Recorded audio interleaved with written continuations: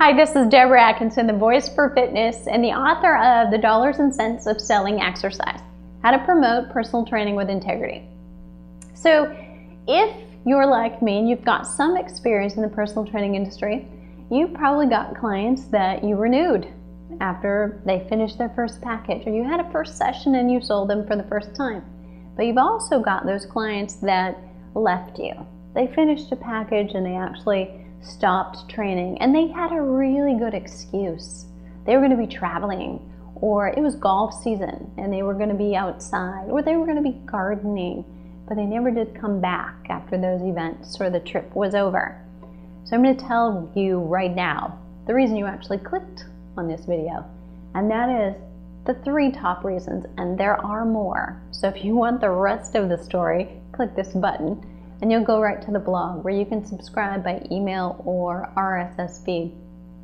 What you want to remember is this: your client isn't going to tell you why they left. They will tell you why they love you as long as you ask them. And I would suggest that you do. So those clients that you have right now, ask them what it is that they value most about your personal training, because you might be surprised by the answer. And then you can do more of it and make sure that they do stay.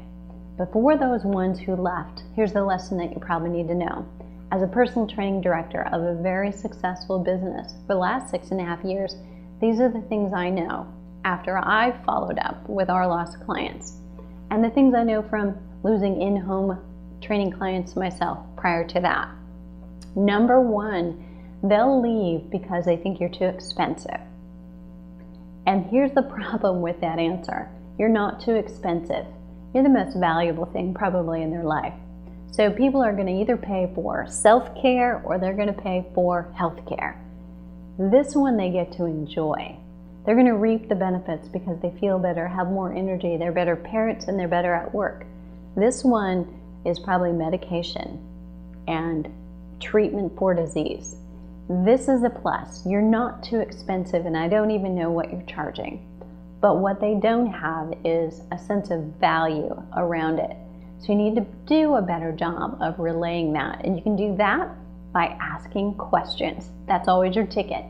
Ask them questions about how they feel, how much better they're sleeping, how much better going out to eat with their spouse is now that they know what they can choose, and how they feel about themselves. Ask them those types of questions and they'll tell you.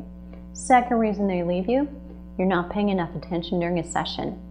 So if you know that's true, we don't need to go any further than that. But if your eyes roam around, if you're talking and starting too many sentences with I, you're not paying enough attention to them and focusing on them.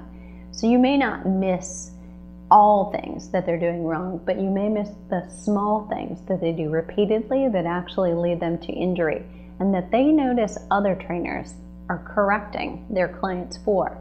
Making sure their knee is in the right place over their heel during a lunge, making sure that they're feeling it in the right spot by communicating with them on an exercise.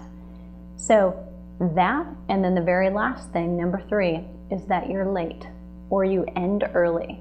And if they're paying, for instance, $60 a session, you may be more and you may be less, but you know what I mean here. They're paying $1 a minute. And if you're 5 minutes late, that was $5 out of their pocket. And if you stop 2 minutes early because you have something to do, or you need to go to the restroom, they really don't care. It's $2 out of their pocket. So it's really important that you know those things and more. So click here, because you can be a better trainer and you can retain more clients really easily. And I'll see you on the other side.